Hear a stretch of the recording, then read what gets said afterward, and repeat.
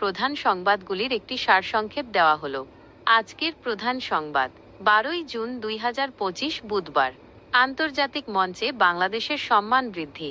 Interim সরকারের প্রধান উপদেষ্টা প্রফেসর মোহাম্মদ ইউনুস লন্ডনে অনুষ্ঠিত হারমোনি অ্যাওয়ার্ড 2025 গ্রহণ করেছেন যুক্তরাজ্যের রাজা চার্লস II এর কাছ থেকে।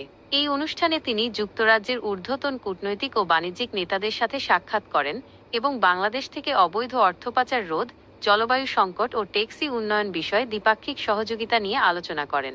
ঐতিহ্যবাহী কচারি বাড়িতে হামলা। সিরাজগঞ্জের শাহজাদপুরে অবস্থিত রবীন্দ্রনাথ ঠাকুরের কচারি বাড়িতে ভাঙচুরের ঘটনা ঘটেছে।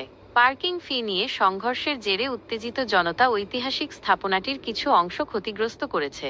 জেলা প্রশাসন ঘটনার তদন্তে 3 সদস্যের একটি কমিটি গঠন করেছে এবং সাময়িকভাবে দর্শনার্থী প্রবেশ বন্ধ রাখা হয়েছে। তাপদাহ অব্যাহত, বৃষ্টির সম্ভাবনা সীমিত। রাজশাহী, রংপুর, শেরপুর, ময়মনসিংহ সহ দেশের অন্তত 12টি অঞ্চলে মৃদু থেকে মাঝারি তাপপ্রবাহ বয়ে যাচ্ছে। আবহাওয়া অফিস জানিয়েছে, গরম আরও কয়েকদিন অব্যাহত থাকতে পারে, তবে কোথাও কোথাও হালকা বৃষ্টিপাতের সম্ভাবনা রয়েছে। হজযাত্রীদের দেশে ফেরা শুরু।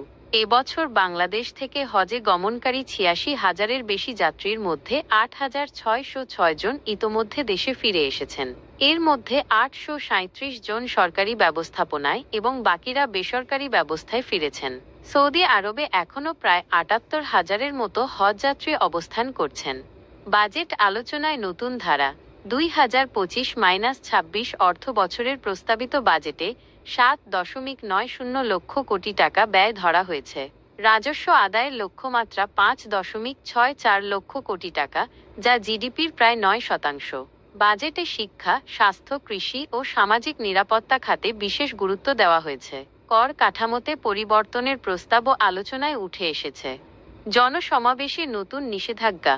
ঢাকা মহানগরের কয়েকটি প্রধান বিচারিক ভবনের সামনে 14ই জুন থেকে জনসমাবেশ, মিছিল ও প্রতিবাদ কর্মসূচি নিষিদ্ধ ঘোষণা করেছে ডিএমপি।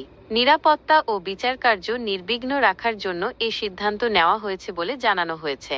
করোনা ভাইরাসে নতুন উদ্বেগ। দেশে কোভিড-19 এর নতুন ভ্যারিয়েন্ট NB1.8.1 শনাক্ত হয়েছে। স্বাস্থ্য মন্ত্রণালয় জানিয়েছে, সংক্রমণ এখনও সীমিত থাকলেও প্রয়োজনীয় প্রস্তুতি নেওয়া হয়েছে। বিশেষ করে হাসপাতালগুলোতে আইসোলেশন ব্যবস্থা ও অক্সিজেন সরবরাহ প্রস্তুত রাখা হয়েছে।